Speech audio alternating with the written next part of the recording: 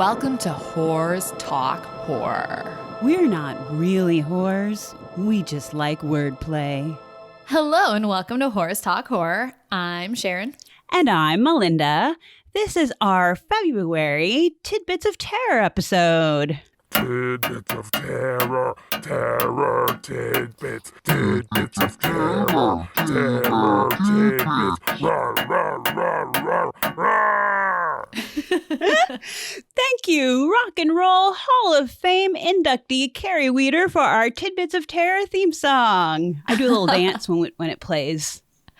In case you missed our most recent episode with Carrie, we actually did a horrific experiment episode with her where we made her watch 5 horror movies that she has never seen before, 5 classic horror movies. And it was a great interview with her. So go and check that out. But this is Tidbits of Terror, and on this episode, we are going to be talking about some new Mike Flanagan news. We also celebrate Women in Horror Month and give shout-outs to some of our favorite women in the horror industry. We are also going to be discussing a new true crime book that has been compared to the works of Anne Rule, so you're going to want to add that to your must-read list, and we have much, much more. So let's get started with some Mike Flanagan news. Yeah. Maybe? All right. So this info was sent to us initially by one of our listeners and friend of the show, Jim L. What's up, Jim? What's up, Jim? I'm sure most of you have heard this news by now.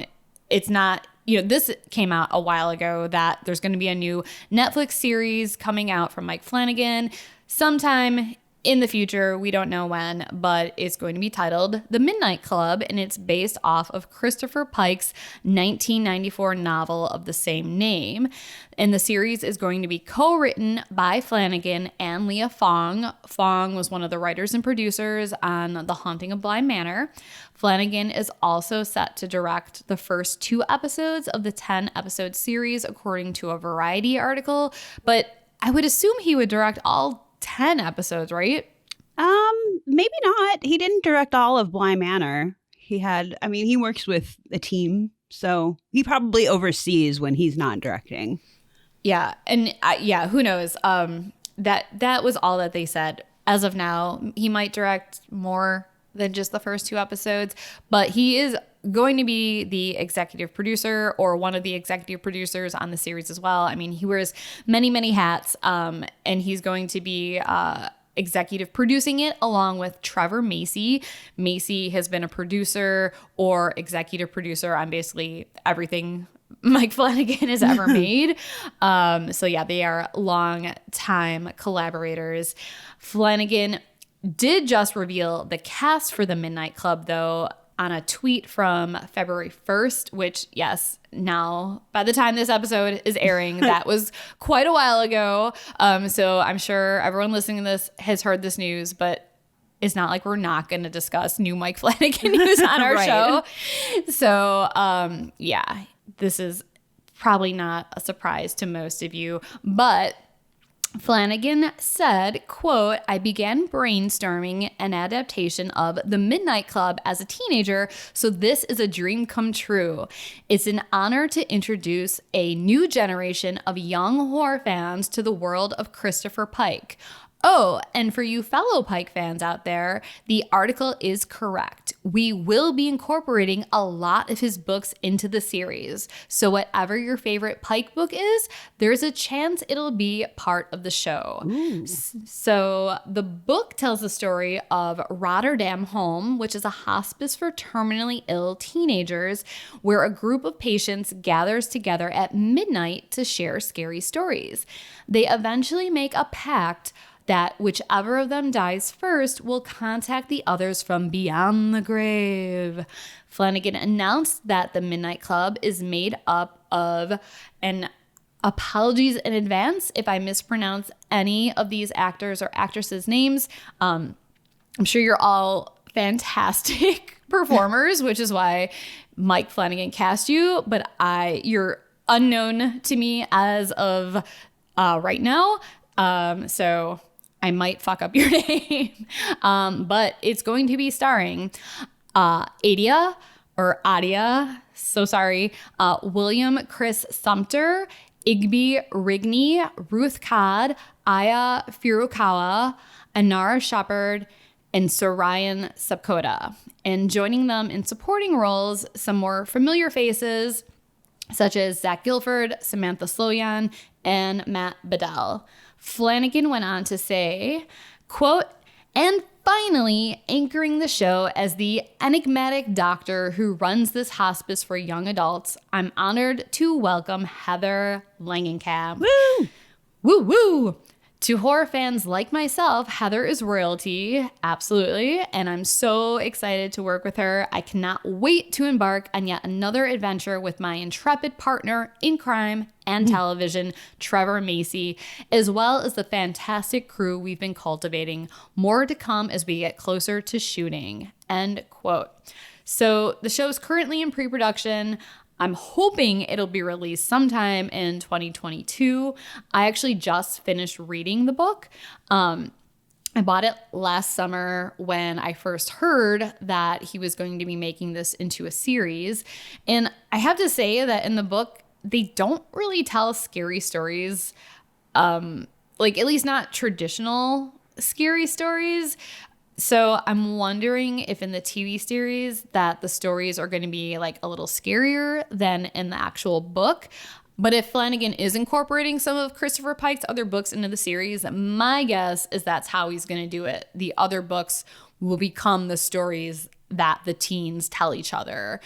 Like I remember reading Slumber Party and Chain Letter when I was younger, and I remember those being a lot scarier than the Midnight Club was. Yeah, I don't know. Did you read Christopher Pike growing up, Mindy? I did, and I'm trying to think of which. I had a book that was like a favorite of mine that I don't think I have around anymore, but I can't remember the title of it. I mean, I was like kind of young, so it's been a few years. But I'm excited about this regardless. Yeah, I think I still have my books in my storage locker way out like an hour away. So I might have to drive out there this summer and dig for those and reread some of those. But do you remember, and Spencer, I'm curious if you had this when you were growing up, but Mindy, you remember like in grammar school, we would have the bookmobile. Oh, yeah. And that was like my favorite 2 days of the year where this company would come and they would set up basically like a book fair in the front hallway of our school. And of course, I was so excited because of all of the like scary storybooks, like Scary Stories to Tell in the Dark and Christopher Pike and R.L. Stine, and like getting all the new books that came out that year. Did you guys have anything like that? Yes. You did? Okay. So we weren't special. Yeah, Oh, that was well. actually one of my fond memories of back in the day. Getting to like, you get like a some sort of like little catalog or pamphlet that like listed all the books. And yeah, I definitely had some fond memories of picking which ones I did not choose the scary ones because I was a baby, but yeah, that was a lot of fun. I remember like I would get like Heathcliff, like the comic or other comic books. Like and, Garfield comics. Yeah, stuff like that.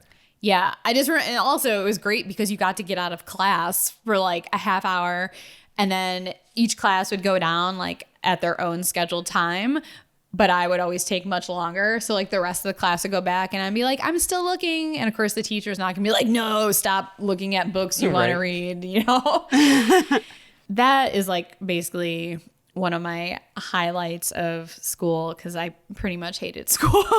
I think that is where I got any Christopher Pike books I had and my scary story books for sure. Absolutely. That's like, yeah, that's where I bought all of those. All right. Well, that's exciting. That is exciting. Hopefully we don't have to wait too long for that. Yeah. All right, Mindy. Well, you titled this next section, Suck a Dick, Dumb Shits. So what are you going to be talking about? Yeah, I'm going to call this a feel-good update. It's about yet another male celebrity recently outed as a piece of shit, abusive dirtbag asshole, which I feel like we've been hearing about so many lately, and with such fucked up stories, it's getting kind of hard to keep track. But the piece of shit abuser this story is about is named Brian Warner. If that doesn't ring a bell, you may know him instead as Marilyn Manson, dickbag extraordinaire Esquire. Quick backstory for anyone who hasn't heard by now. Actress and all-around awesome person Evan Rachel Wood named Manson as an abuser in a recent Instagram post saying, and I'm paraphrasing here, that she'd been groomed and brainwashed by Manson since she was a teen and is sick of living in fear of retaliation or blackmail. Wood stated, quote, "I am here to expose this dangerous man and call out the many industries that have enabled him before he ruins any more lives. I stand with the many victims who will no longer be silent," unquote. Manson responded with a lame-ass denial, but since Wood's post, several other victims have come forward. A recent article from Billboard.com reports Manson has a 25-year history of abuse allegations. 25 fucking years. I want to say I'm shocked by that, but like, I'm not. Yeah, right. I'm not at all. It's fucking disgusting that people can get away with this type of shit for so many years because of money and power. Yeah. But it's completely just the norm, you know? Totally. Yeah. Brian Warner. Also, quick side note, much love to Evan Rachel Wood. I adore her like a ton, but I fucking love that she used his real name in her post. I think that's so funny. Well played, Evan. Anyway, despite, again, I'll say it again, 25 years of abuse allegations, Manson was able to make a career in Hollywood, surprise, and a fairly decent one at that. Sadly, as Sharon kind of just said, this is kind of the norm for celebrity abusers. They typically get a free pass in Hollywood. But not this time, motherfuckers. Manson actually got fired by a crypt keeper corpse and the god Odin himself, no less. Bet he didn't see that shit coming. According to Bloody Disgusting, Manson was meant to star in an episode of Shudder's anthology series Creepshow. Manson's segment in the episode appears to have already been filmed, but Shudder reps confirmed that they've already pulled Manson's segment from the episode and will replace it with a different piece. Fuck yes. Likewise, cable channel Stars, or Stars, as I pronounce it, has removed Manson from their show American Gods. Manson was cast as a guest star for 2 episodes in the show's 3rd season. The first episode, I think, already aired, at least by the time you guys hear this. His second appearance was rumored to play a significant part in the episode's overall plot, but showrunners are reworking the episode so as to remove Manson entirely. And as luck would have it, the air date for Manson's second episode was postponed due to the Super Bowl, giving showrunners extra time for re-edits. Deadline.com also reports that Manson's agency, CAA, is considering cutting ties, and his music label, Loma Vista Records, to quote Deadline directly, quote, "drop the singer like a rock," unquote, amid the allegations. So, okay, look, I'm not the kind of person who revels in the bad luck or failures of others. It's bad karma, and speaking from experience, the universe can change the luck of any one of us from awesome to Shitsville in a matter of seconds.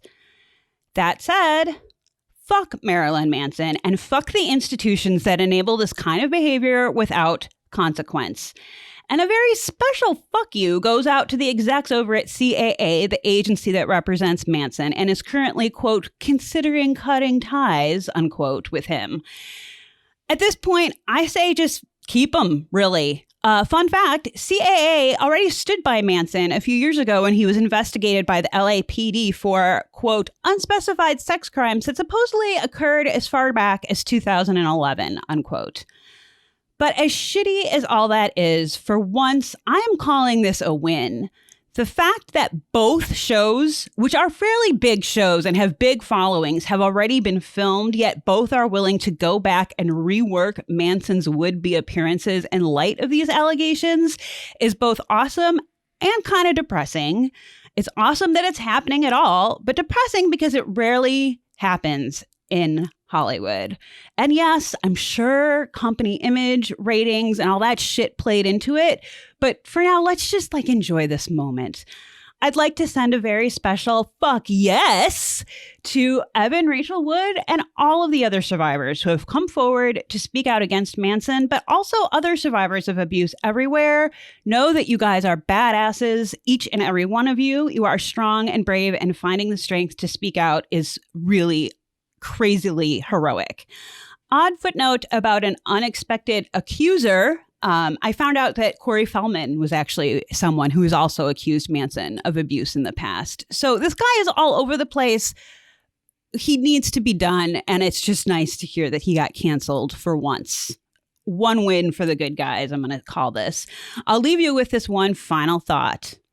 In all of Hollywood, where it seems like no one has the balls to cancel abusers as long as they boost ratings, there is one man, well, a corpse really, who probably doesn't even have testicles, but clearly has balls big enough to tell Manson to go screw.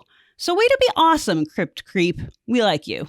Wow. Well said on everything. Everything you just said, Mindy. 100% agree. And I'm not a fan of cancel culture, except in situations where you've been sexually abusing people. It doesn't even matter like how long this has been going on.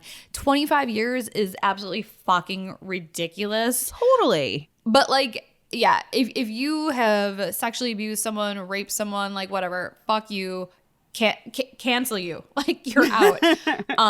But yeah, I don't agree with the whole like you had like one politically incorrect tweet or told one politically incorrect joke like 20 years ago that has now resurfaced. Like, let's just totally like annihilate you and your career.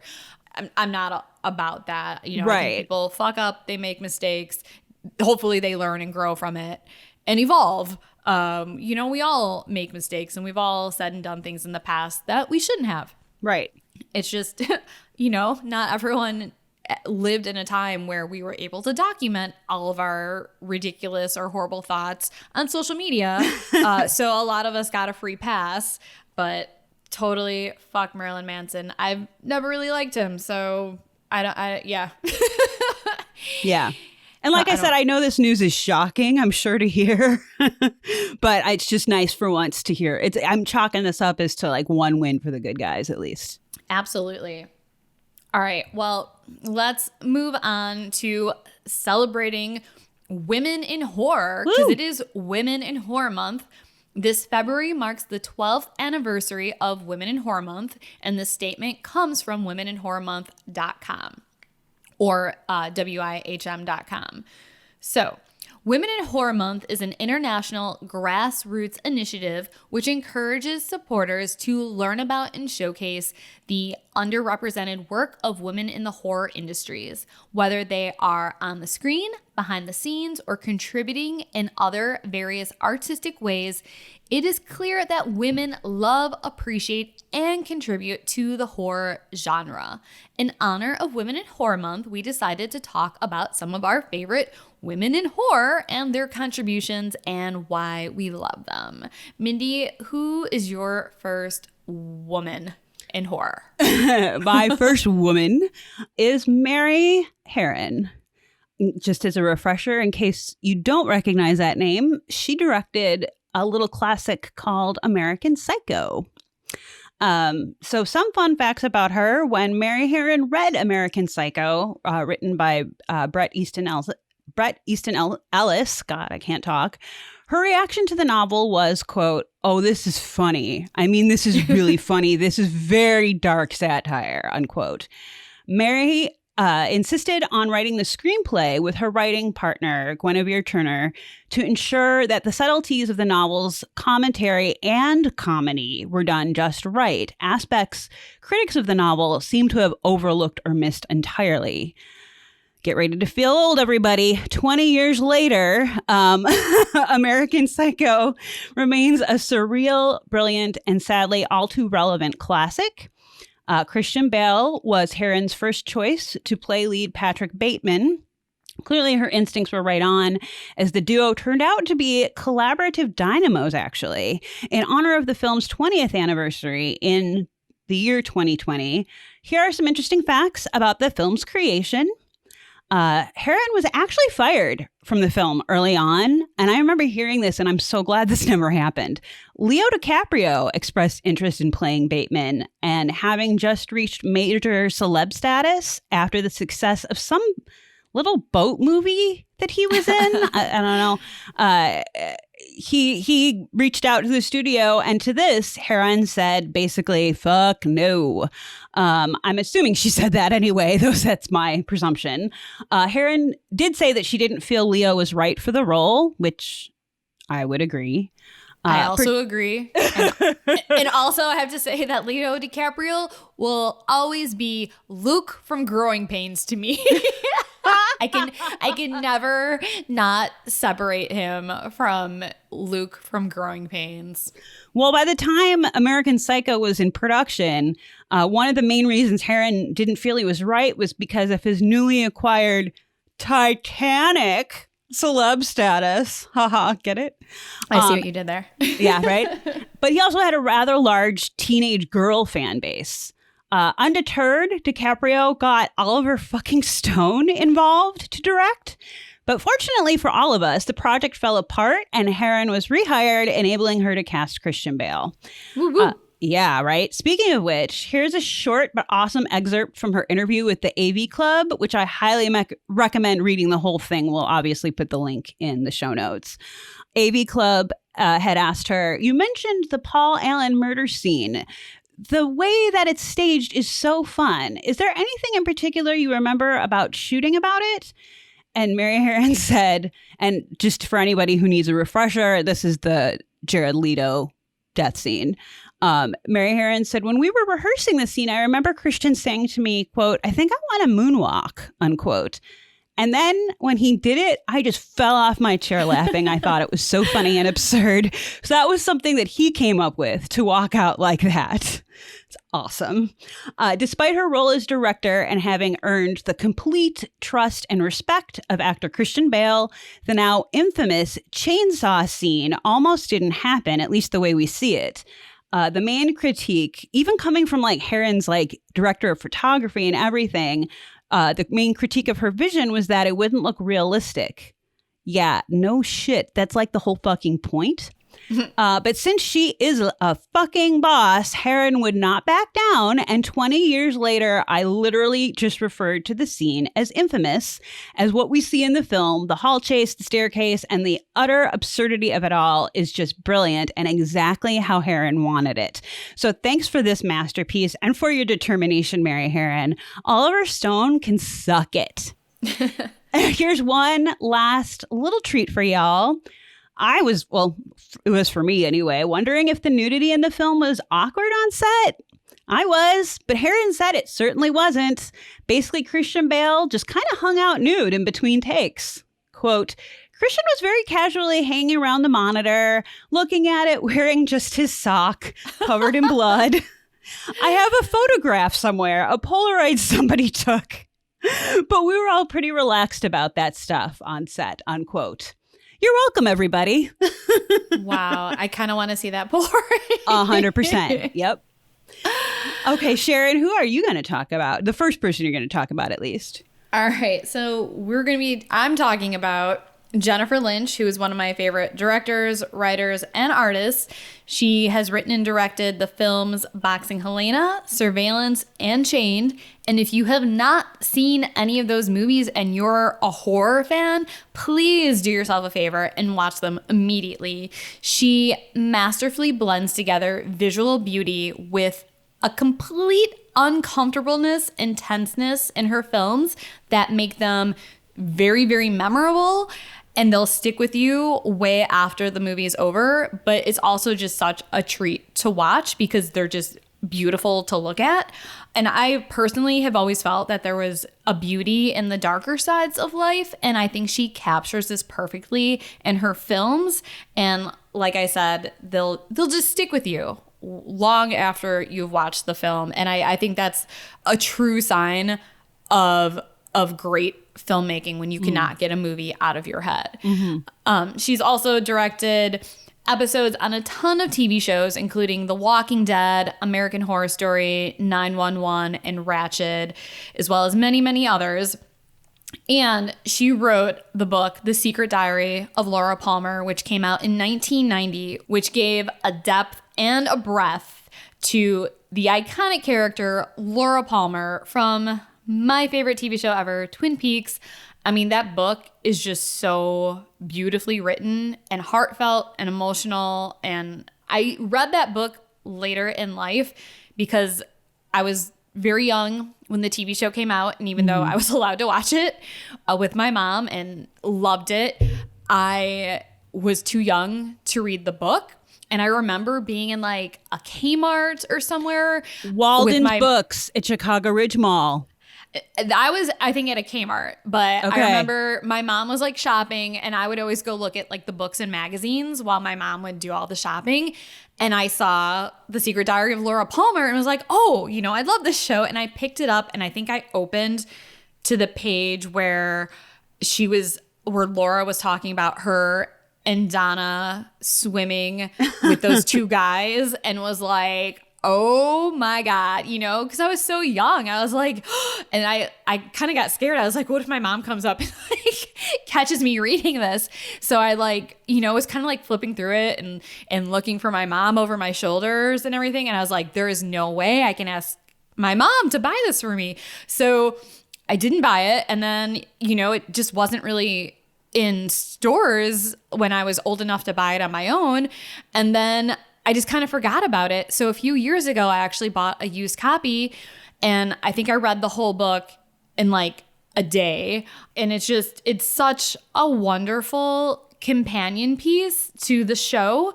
And it's hard to believe that she was only 22 years old when she wrote this. It is so brilliant. Like it just takes you inside the mind of Laura Palmer. And I think that every like girl, woman, man, boy, like anyone who reads this book, I think could identify with Laura on some level. It's so good. But yeah, I mean, she's a triple threat. Like she can write, she can direct.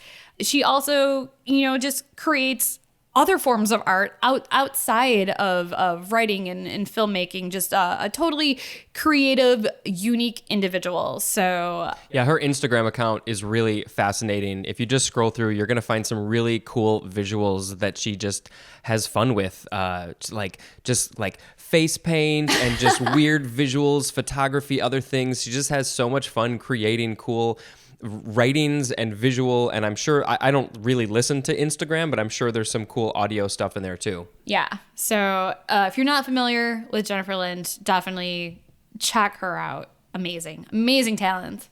Yeah, I need to follow her Instagram a lot more. I'm not very good about social media lately, but yeah, you're not really good at like just Instagram in general, but Mindy, you're fired. I don't blame you. I mean, it's a lot and it's a time suck, you know. Yeah. But I'm going to definitely add her to my list of people to keep an eye on for sure. And agreed. I love The Secret Diary. I think she's awesome. Very good pick, Sharon. Thank you. All right. And who is next up on our list of honorees? Next up is the woman that I'm a huge fangirl of, Jennifer Kent. I'm kind of a fangirl of all of these ladies, but after I saw The Babadook, I wanted to write her like a fan letter. And I didn't, thank God. But she is a badass. And when writer-director Jennifer Kent's 2018 film, which was the follow-up to The Babadook, The Nightingale, premiered in Venice, it was the only film submitted by a woman that year. But it was also considered to be the most violent. Set in 1825, the film, to quote Kent herself, quote, explores the epidemic of rape around the world, unquote. The film is not an easy watch, and Kent's not really ever worried about anyone's delicate sensibilities, ever. Quote, I feel that we learn a lot by looking at the truth of things, even if that's a really bitter pill that we have to swallow. What I've learned is the difficult relationship we have in separating the act of rape as an act of sex as opposed to an act of violence. I'm in the latter camp. It's using a sex act to attempt to annihilate another human being. That's its aim, unquote. I think that I talked about The Nightingale in one of our movie roundups, but I don't remember which. It's a brilliant movie. It is not the Babadook. It is very different, but I do think it is one of those hard watches that might be a must watch for certain folks. But I love her and I wanted to put her on this list. So thank you, Jennifer Kent, for all you do. I still have not gotten around to watching The Nightingale yet because I know you said it was kind of a hard watch. But I did just rewatch The Babadook, which is also kind of a hard watch. It is kind of, yeah, like in a totally different way. Yeah, for sure. So, but The Babadook is great. It's my second time watching it. I don't know if I ever need to see it again. But there was a lot I forgot about it, so I'm glad that I was able to rewatch it and refresh my memory because it is a great movie.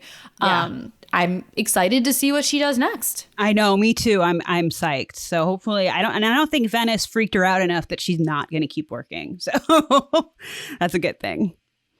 Okay, who's next, Sharon?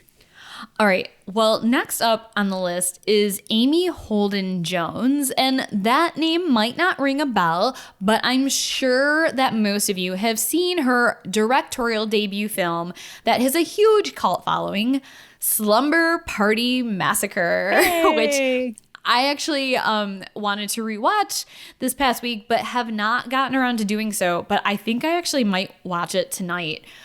So Jones, and Mindy, I'm going to thank you for sending me this article on her. It was actually a really interesting read. Awesome.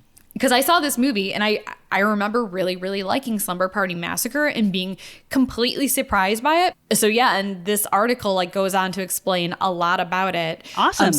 So Jones, who was an editor at the time, was only 27 when she made her directorial debut when she directed this movie. She actually declined an offer to be an editor for Steven Spielberg's E.T. Wow. And like, who says no to Steven Spielberg? But like, clearly she made the right choice. And she set off to direct her own film that left its mark on horror history. And while most movies have only one final girl, Slumber Party Massacre actually has a few, which is one of the things that sets this movie apart from other slasher flicks of the 80s and I mean even on to today. Yeah. I'm trying to think of a movie off the top of my head that has multiple final girls. I think Spencer's doing a quick Google search, so maybe he can find some more, but I'm sure this movie set the precedent. So this comes from an article, the one I mentioned Mindy sent me from screenrant.com. It's written by Marion Phillips.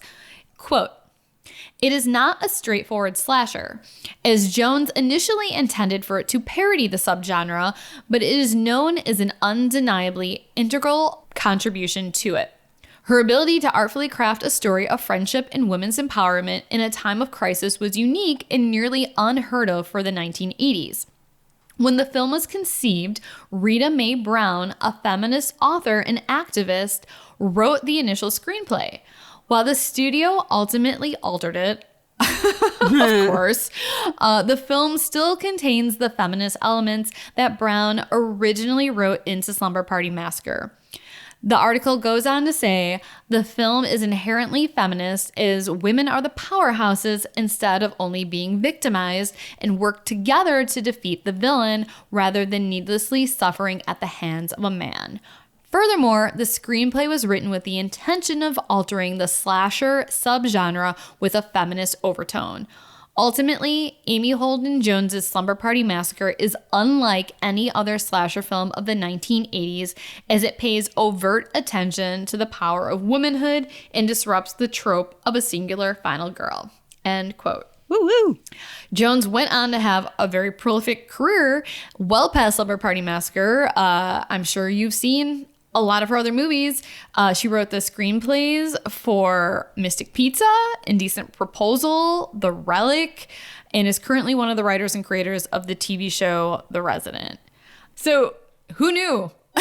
Yeah, that's awesome. That is awesome.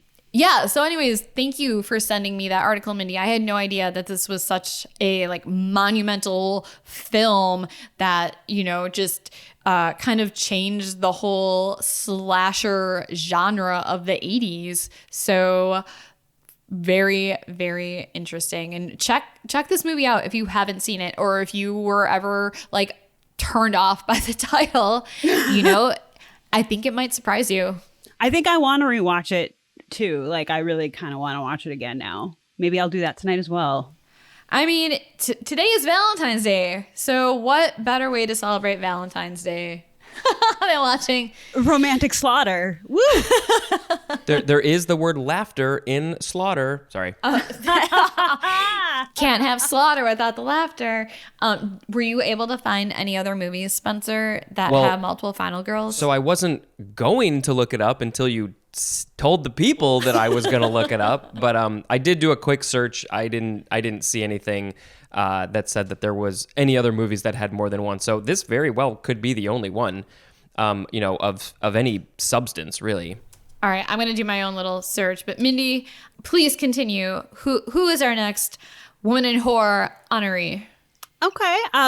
Our next honoree, another favorite of mine, Lupita Nyong'o. She's a wonder as an actress. If you listen to the show with any regularity, you've heard me say that many times. It took me seeing her in 2 specific horror movies that have me convinced she's actually a goddess in human form or a Cylon. I'm not quite sure which yet, but either way, she seems to have an endless pool of talent ranging all over the damn place, really. Sharon Spencer and I watched the zombie movie, Little Monsters, which is a zombie horror comedy. We watched it totally on a whim, and it paid off. Lupita stars as a kindergarten teacher taking her class on a field trip to a petting zoo the day a zombie outbreak happens. And she is, I had no idea, but a dream horror heroine, taking out zombies left and right on her way to grab an EpiPen left on the school bus. Not once batting an eye as she becomes drenched in zombie blood, because it turns out girl's got great aim for head smashing. Only a short scene or 2 later, Lupita softly strums her ukulele and serenades the children with the Sesame Street song, I Don't Want to Live on the Moon, when I almost start crying. It's a beautiful scene. And while I think this has become a known fact since she has the singing voice of an angel, it's incredible. We've recommended Little Monsters before, but it's truly fantastic and worth a watch, if for no other reason than to see Lupita's performance. But nothing quite prepared me for Us. Coincidentally, I watched the movie Us, to be clear, for the first time maybe a week after seeing Little Monsters, and I was astounded by how utterly terrified I was of Lupita's Red character, the doppelganger. My favorite actors are the ones who can disappear into their roles completely, for better or worse. And oh my God, to say that she can do that is an understatement. Every gesture, tick, or even look from Red terrified me, especially the voice. Now, I thought to myself, clearly some digital manipulation was used to create that crackly tone, with maybe some editing to add the odd-looking motions and ticks that Red displays. Turns out, nope. Lupita is just a great fucking actress who does her homework. She said that she based Red's voice on Robert F. Kennedy Jr. and specifically the spasmodic dysphonia, a condition that causes involuntary spasms in the muscles of the voice box or larynx, which in turn causes the voice to break and have a tight or strangled sound, thought to be caused by abnormal functioning in the brain. Big thank you to hopkinsmedicine.org for that info. Vocal work like that is incredibly risky. If not done properly and safely, one could actually fuck up their voice for good. But as they say in Reservoir Dogs, Lupita is a fucking professional, and her performance in Us is absolutely hers 100%. And damn if she doesn't absolutely nail it, in my opinion. Lupita astounds me because her talents are seemingly endless. And after being utterly terrified by Red in the movie Us, I can't wait to see what Lupita does in the future, both in the horror genre and otherwise. And we have one last quick honorable mention. Words are hard. Nia DaCosta. Truthfully, I don't know much about Nia DaCosta just yet, though I am currently listening to the fictional podcast Ghost Tape, of which she is the co-creator. but I'll definitely be keeping an eye out for her. And of course, her highly anticipated Candyman reboot. But I wanted to include her here because the more I read about her, the more interested I become, especially after reading a Wired.com article on her work, and how horror can help foster a mutual understanding across racial divides. From Wired, Nia DaCosta is also hopeful for more Black voices that realize fully fledged Black characters, meaning in the horror genre. She wants her filmmaking to foster empathy and understanding beyond superficial amusement with Black movies and music. In Candyman, that starts with the interplay of fears, spectral, and social. Quote, understanding the horror of a ghost or a serial killer can be tangible for people who don't understand Black trauma, Black horror, Black pain, she said, unquote. The hope in the end is that the audience walks out aware of the real pain that haunts their own communities and the ghosts on their side of the mirror, unquote. So I want to see Candyman like yesterday. I cannot wait for more of what DaCosta brings to the table in the coming years. And come on, Candyman, 2021 is your year. You're going to come out. Let's see it. Before we move on to some of the movies that we're going to be talking about, I just want to say that I totally recommend watching Horror Noir, A History of Black Horror, which is available on Shudder, but it deals with a lot of the things that you just said in that quote from Nia DaCosta about Black trauma, Black horror, Black pain.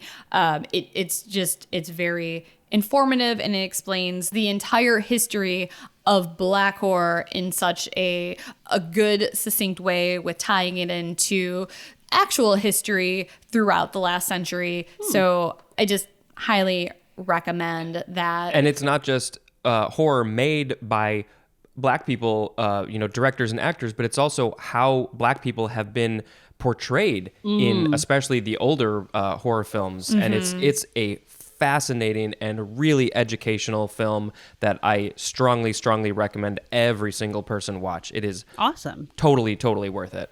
Absolutely. Fantastic. Thanks, guys. Okay, Sharon, what's next? All right. Finally, we just wanted to give some shout outs to women in horror whose blogs, podcasts, and social media accounts we follow, and also recommend that you do too. First up, we have Cody Loves Horror. You can follow her on Instagram at Cody Loves Horror and subscribe to her website. This comes directly from her website. CodyLovesHorror.com is a site dedicated to all things macabre and scary. Here you will find content related to the horror and true crime genres, as well as the paranormal field. CodyLovesHorror.com regularly posts reviews of books, movies, and TV shows related to horror, true crime, and the paranormal field. A monthly What to Watch post keeps readers up to date with the latest in spooky entertainment. I will say that there's a lot of things that go under my radar that I always go and check out her website to see what's coming out this month. Lots of great tips on TV shows, movies. I definitely recommend subscribing, checking her webpage out. Also, I want to give a shout out to Welcome to the Dark Side. You can follow her on Instagram at Welcome to the Dark Side and also subscribe to her website. She also has a podcast that's coming out soon, and she announced that she is partnering up with DePopUp.com and creating a small business clothing collection named Evil Eyes. Congrats to you on that. Can't wait to check out your clothing collection and also listen to your podcast. So this comes directly from her website. What is it that fuels you? For me, the love of horror. I love writing about my passions, and you'll be able to get my horror movie gems, movie reviews, women in horror series, and more. I have always been a fan of horror films. I was introduced to horror when I was a little girl. My first horror movie was Evil Dead 1981. Come and take a look around. I hope you enjoy. Also, great recommendations. When things go under my radar, I go to her website as well and check out what's new in the horror movie world and add it to my list. So yeah, if you don't want to do all the digging yourself to find out what you should be watching, definitely check out Cody Loves Horror and Welcome to the Dark Side, because they will do the work for you. Make it much easier. And we would be remiss if we did not mention the following podcasts. First up, Who's There? A podcast about horror fans. Horror movies are often misunderstood, and so are the people who love them. Hosted by horror fan Allison, this is a podcast to talk to horror fans and see exactly why they love this genre the way they do. Allison has new episodes that come out every Thursday, and you can find her podcast on pretty much every podcast streaming service. I know whenever we listen, we get a lot of great movie recommendations, and it's kind of like eavesdropping on a couple of strangers talking about one of my favorite topics, horror movies. So it's a great listen. Another great listen is Comedians with Ghost Stories, hosted by Emily Winter, and she interviews comedians about their personal experiences with the supernatural. The show is now in its third season. Season 3 started on January 27th of this year, 2021. Lots of creepy real life ghost stories, which I love hearing. I know Sharon does too. I love hearing people talk about their personal experiences. Since everyone she talks to is a comedian, each episode is funny, and the guests are all great storytellers as well. So shout out to Allison and Emily as well. Yes, and so far season 3 has been very entertaining, especially the Airbnb story. Oh my God. Creeps me the fuck out and now makes me like terrified to stay in an Airbnb, especially ones that are in the woods. I think we also have to say that you have been guests on their shows, and they have been they joined up with you for a trivia episode as well. They have been, yes, Allison and Emily have been guests on our show, and we have been guests on their shows, and they are both awesome, and I love both their podcasts. So check them out. And awesome people as well, which is cool. Yes. We've not met them personally, but virtually. in virtual land, they seem awesome. And if we're ever able to travel again, they both live in New York. So I would love to actually meet them and make sure they're not ghosts. That's right. That's right. To wrap up this episode, I have a book announcement that I accidentally came across on Amazon and was like, all right, I need to pre-order this immediately. It is called The Babysitter, My Summers with a Serial Killer. Out March 2nd of this year. It's written by Lisa Rodman and Jennifer Jordan. It is a chilling true crime story, part memoir, part crime investigation, reminiscent of Anne Rule's classic The Stranger Beside Me, about a little girl longing for love and how she found friendship with her charismatic babysitter, who is also a vicious serial killer. What? Growing up on Cape Cod in the 1960s, Lisa Rodman was a lonely little girl. During the summers, while her mother worked days in a local motel and danced most nights at the Provincetown bars, her babysitter, the kind, handsome handyman at the motel where her mother worked, took her and her sister on adventures in his truck. He brought them popsicles, and together they visited his, quote, secret garden in the Truro Woods. To Lisa, he was one of the very kind and understanding adults in her life. Everyone thought he was just a great guy. I mean, isn't that always the story? Right? With serial killers? But there was one thing she didn't know. Their babysitter was a serial killer. Some of his victims were buried in pieces right there in his garden in the woods. Though Tony Costa's gruesome case made screaming headlines in 1969 and beyond, Lisa never made the connection between her friendly babysitter and the infamous killer of numerous women, including 4 in Massachusetts, until decades later. Haunted by nightmares and horrified by what she learned, Lisa became obsessed with the case.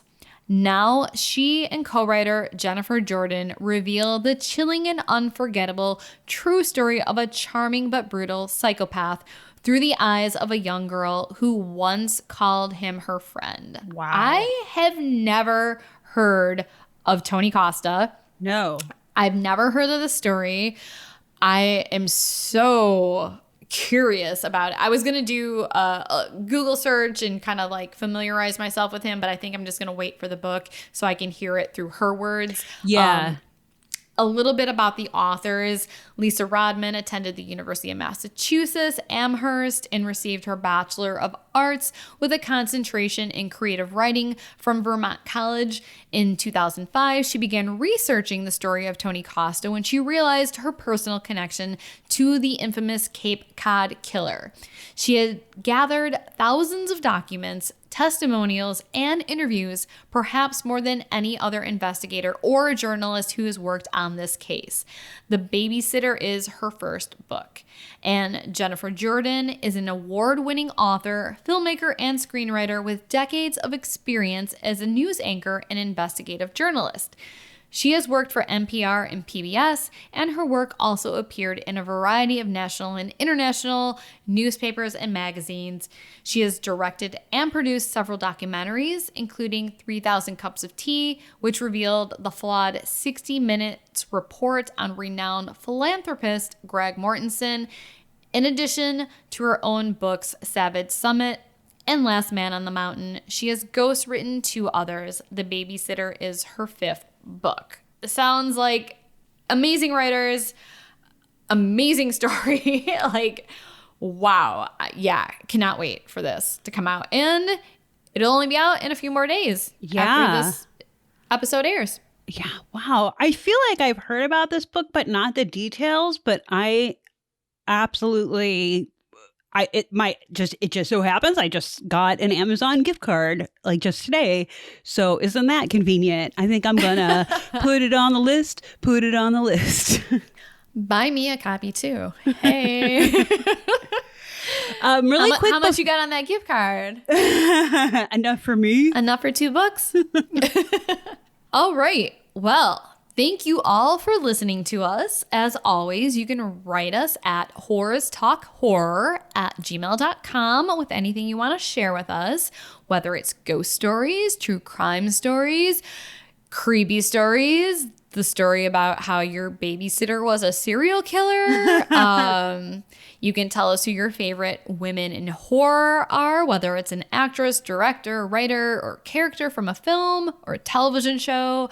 Tell us what your favorite Christopher Pike book is, because maybe I'll read a few more. The Midnight Club comes out. I wouldn't mind rereading those. Yeah, right. That'd be fun, actually. Please subscribe to us and rate and review us. It helps us get more exposure. We have some fun interviews coming up, so look out for those episodes. We also have a fun horror movie Oscar themed episode it's going to be coming up that will be interactive. And we need you guys to vote. So be on the lookout for where to cast your votes. That's going to be super fun. We're kind of excited about this one. And if you are able, please subscribe to our Patreon. You will get some cool shit sent to you. Maybe you see some exclusive posts or exclusive content, get early access to episodes, lots of fun stuff. As always, please be kind to each other and stay safe out there. I mean, I almost fell like twice in Chicago just walking in the snow. So like literally be safe out there, but then also try and please wear your masks, and everybody try and stay healthy and be safe and kind to each other. And as always, thanks for getting creepy with us.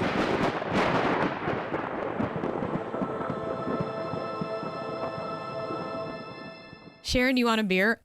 Oh my God.